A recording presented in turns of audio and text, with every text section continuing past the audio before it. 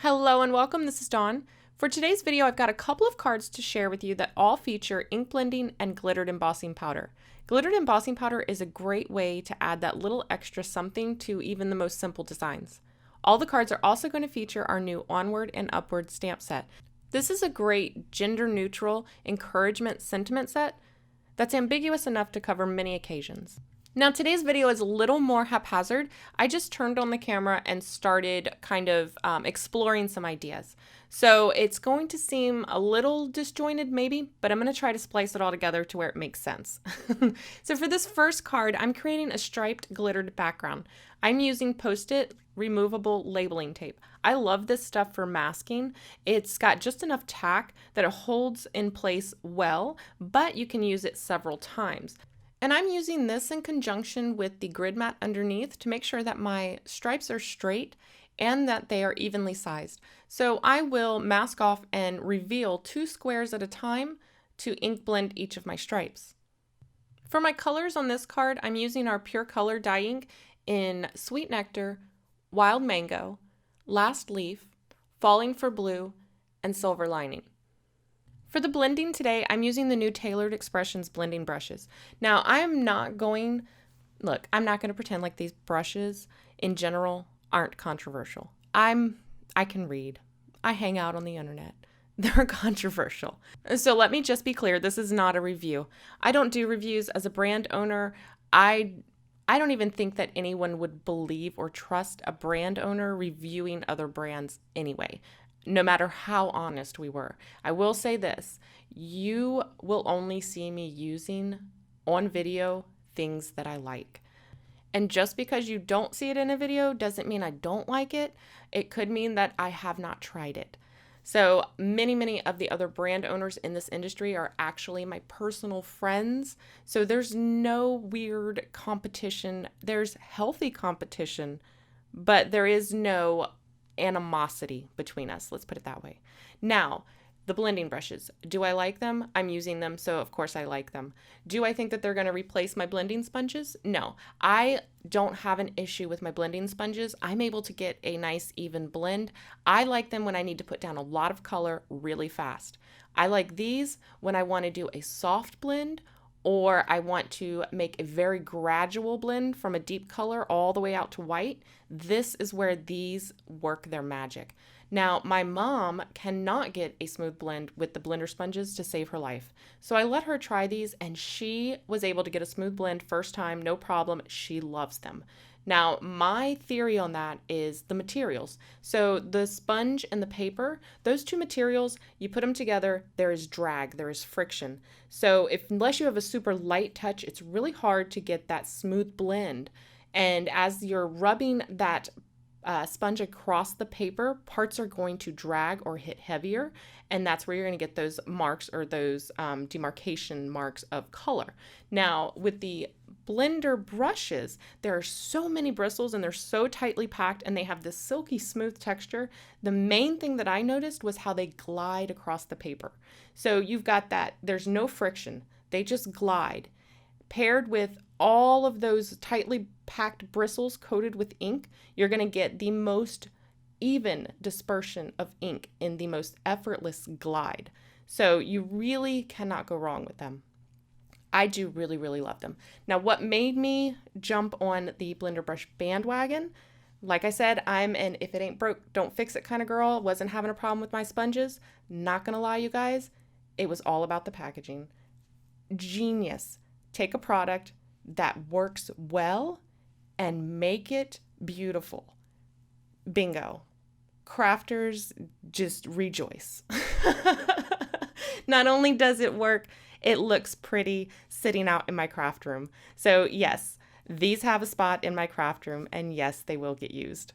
So you'll notice that I only concentrated getting the heavier color on the outer edges of my cardstock, and that's because at this point I thought I was going to layer my sentiment panel over the center, and there was no need to waste the ink or the glittered embossing powder if I was going to be covering it up. You saw in the photos in the end I actually ended up creating a frame, so it works out well. But I did create a second sheet of this where I did the full stripes and the full glittered background, and I will definitely be using that on another card. However, for now, I just like to stare at it because it's so pretty. So now it's time to do the glittered part. And I'm taking a Versamark ink pad and I'm inking up all the outer edges by just pressing the ink pad directly to the paper. Then I'm going to sprinkle on my glittered embossing powder, and this is Wow's Singing in the Rain. We're going to use this on all of our projects today. Love, love, love, love this particular embossing powder. It has a translucent gray base with a holographic glitter in it, and the gray is not dark enough or opaque enough to really change the color underneath. It just makes it a little slightly darker, which is going to be beautiful in the next card sample I'm going to show you.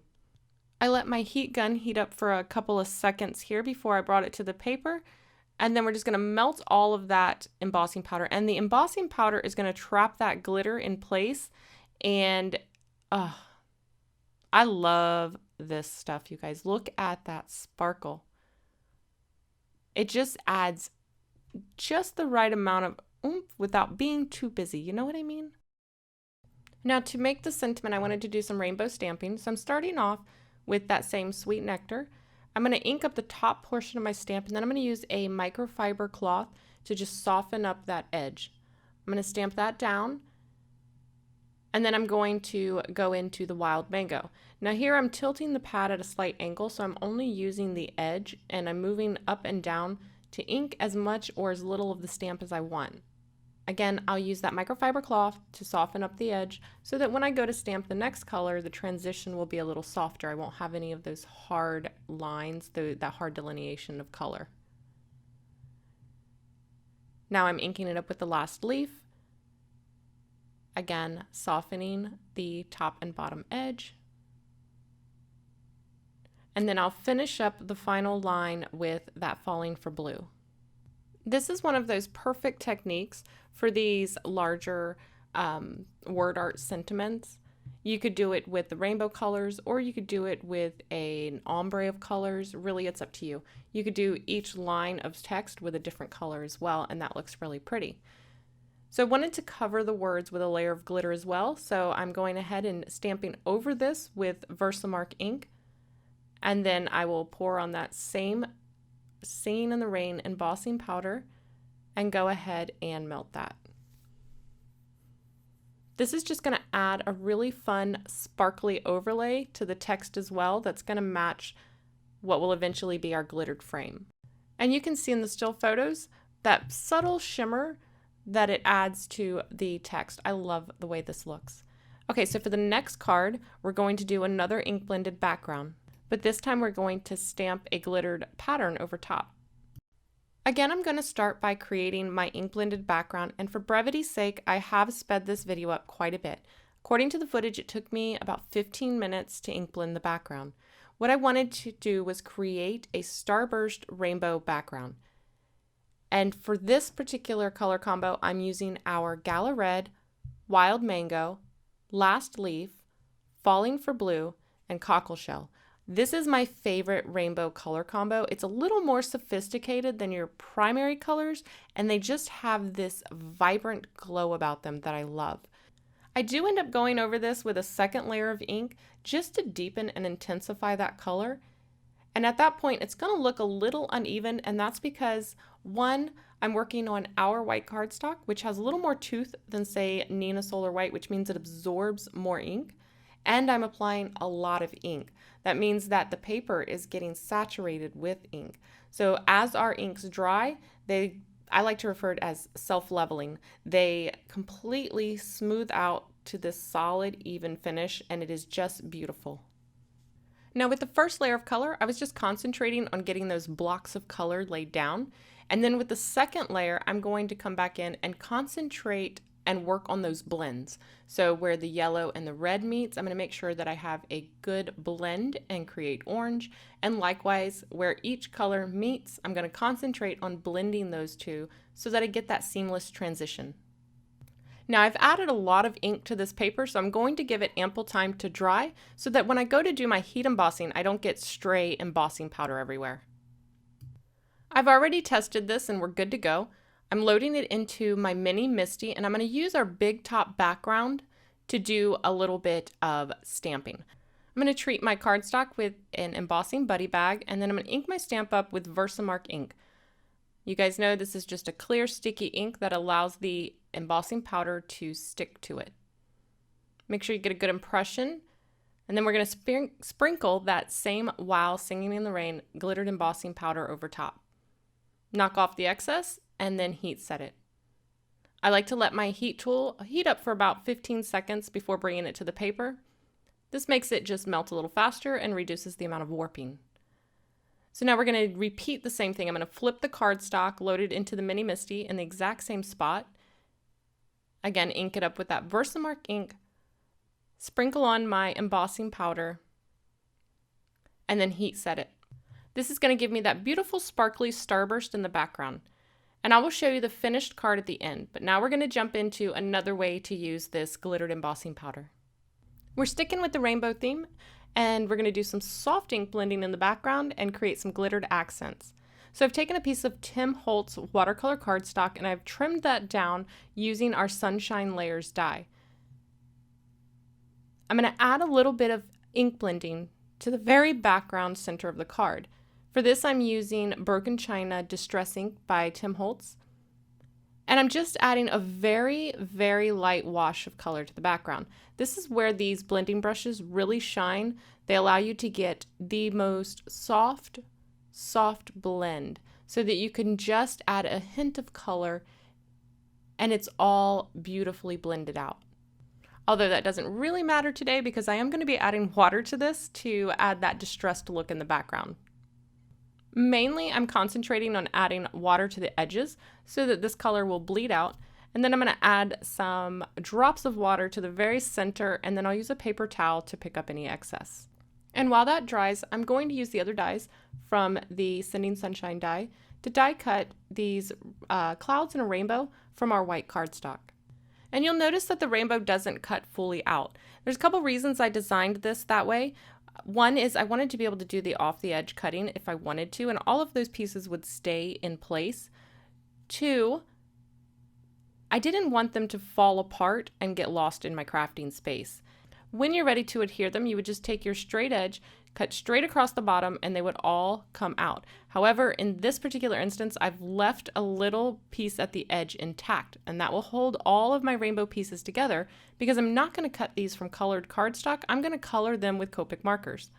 So what I'll do is I'll just take my scissors and trim up on either side to release it from the whole paper. Now my rainbow is one unit, one piece, and I don't have to puzzle piece it together.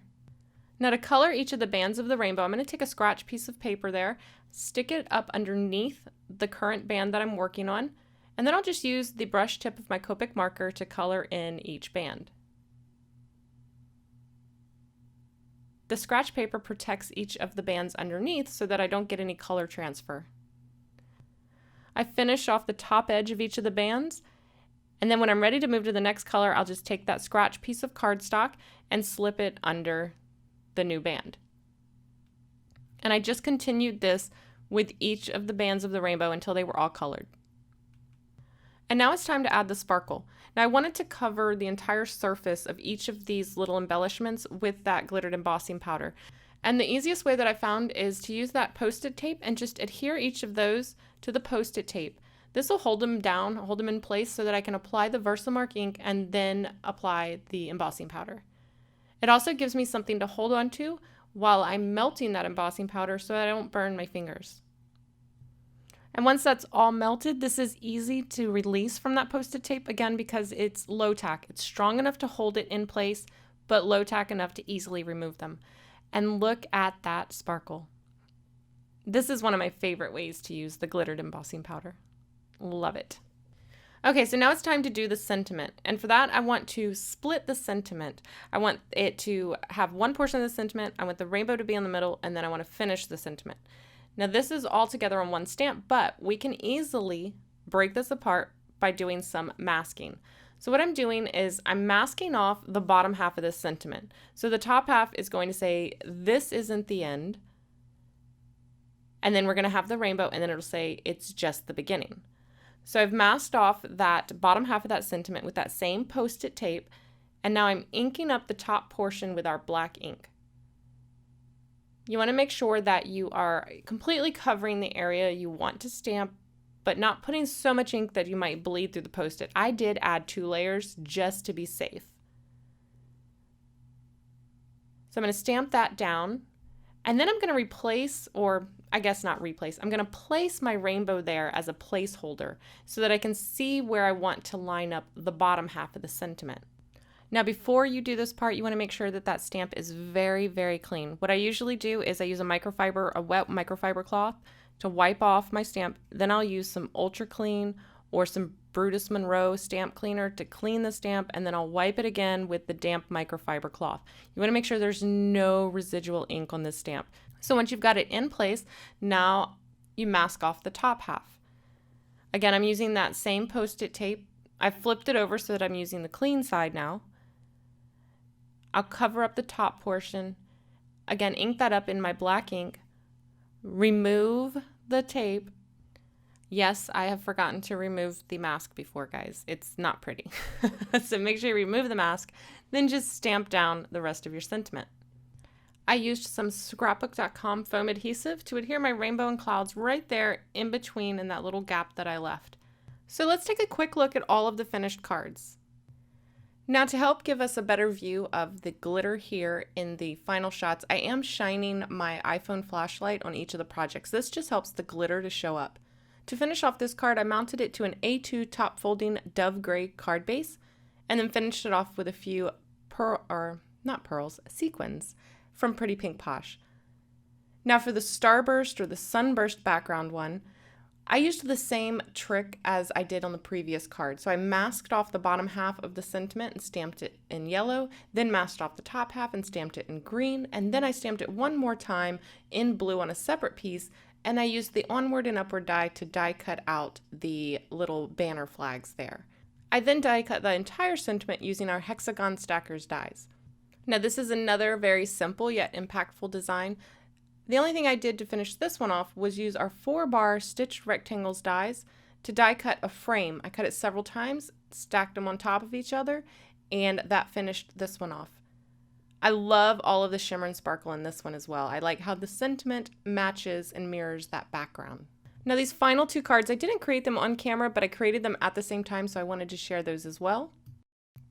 Both of these feature the beautiful butterfly stamp set along with our Onward and Upward stamp set. So to do this one, I used the beautiful butterflies die to create some mask, and then I ink blended around them, added a little bit of water to create a more watercolor effect.